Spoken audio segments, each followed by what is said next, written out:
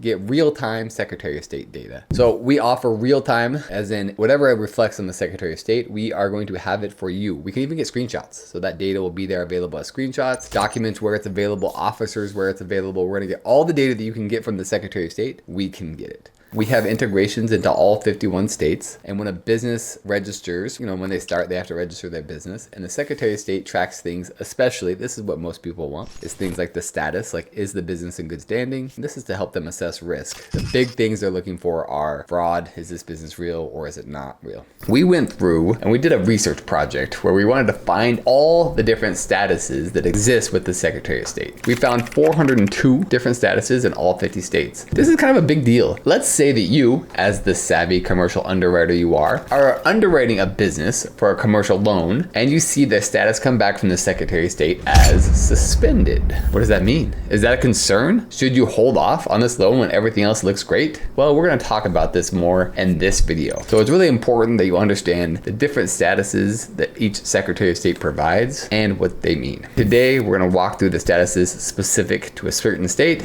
Tennessee's 10 business entity statuses you need to know. Number 1, active. The entity is in good standing and legally authorized to conduct business in Tennessee. It has met all filing requirements and is current with any necessary fees. This status generally indicates a lower risk for lenders, as it suggests the business is compliant with state regulations and likely maintains good financial practices. Now let's proceed to number 2, inactive. This status indicates that the entity is no longer active or in good standing. The entity may have failed to meet certain state requirements, such as filing annual reports or paying fees. Lenders should exercise caution when considering loans to inactive entities, as this status may indicate financial difficulties or operational instability. Number 3, inactive, name changed. The entity's status is inactive due to its name being changed. This status often indicates that the original entity is no longer active under its former name, possibly due to rebranding or restructuring. Lenders should verify the current legal name and status of the business, as well as investigate the reasons behind the name change to assess any potential risks. Now let's proceed to number 4, inactive, name canceled.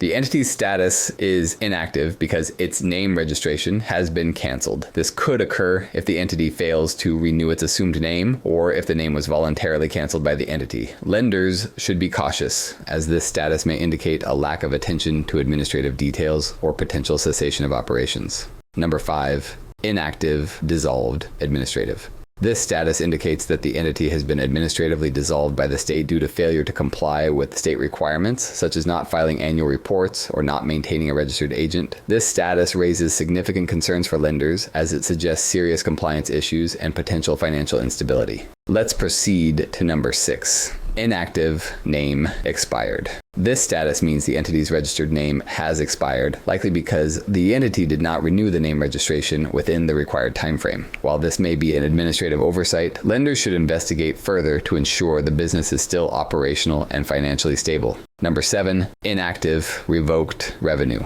The entity's status has been revoked due to issues related to the Department of Revenue, such as failing to pay taxes or other financial obligations. This status is a red flag for lenders, indicating significant financial problems and potential legal issues that could affect the business's ability to repay loans. Let's proceed to number 8, inactive, terminated.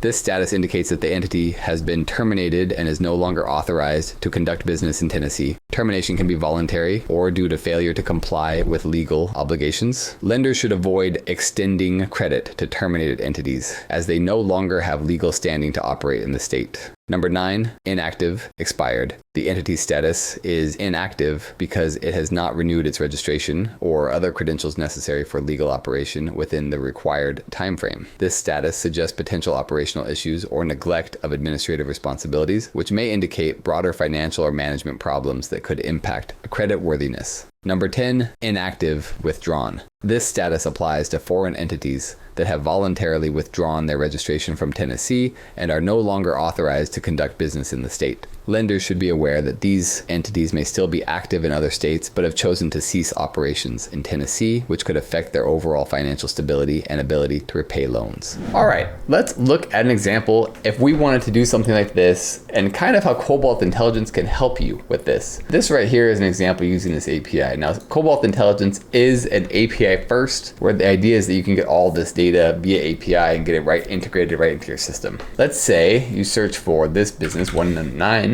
Franklin RC in California. So we're gonna hit send, and this is what we get back. Now, the status is suspended FTB, and this right here, specifically for California, is the Franchise Tax Board, which means it's delinquent with its taxes in California. Not enough to be terminated, but enough to put it in suspension. So this is somewhat of a risk here. Now, this could be hard to go through because, like we said, there's 402 different statuses out there. So what you can do is use this normalized status where we go through and interpret these things and we mark it as inactive. And we're gonna put those as two different options. It's either gonna be active or it's going to be inactive. And so then you can programmatically, as you integrate this into your API and as this is processing through your software, you're gonna get a feedback that says, hey, this business is active or inactive and may prompt further note. So it can kind of take it down certain paths. Now, if I was building this, I would use that as, like I said, a programmatic decision maker and put it in the, oh, this needs questioning right here. If it's inactive, I'm gonna automatically put this in stipulations where someone's gonna have to go and follow up further. And then you can display this string of suspended FTB, and then your underwriters could go through and check it and say, okay, this is something we need to dig further into, and this, or maybe not, or maybe we just decline the file altogether. I hope this has been helpful for you to see how these different statuses in the state can really vary and how it can be different for you and impact your business. I invite you to try the Secretary of State API. We have a free trial that it comes with, so you can go ahead and try it out. We also offer paid pilots, so you can try out a big number of searches and see really if the data is something that can be helpful for you. I'm Jordan Hansen. If this has been helpful at all, hit that like and subscribe button. We will help you out with what you're trying to do. Thank you.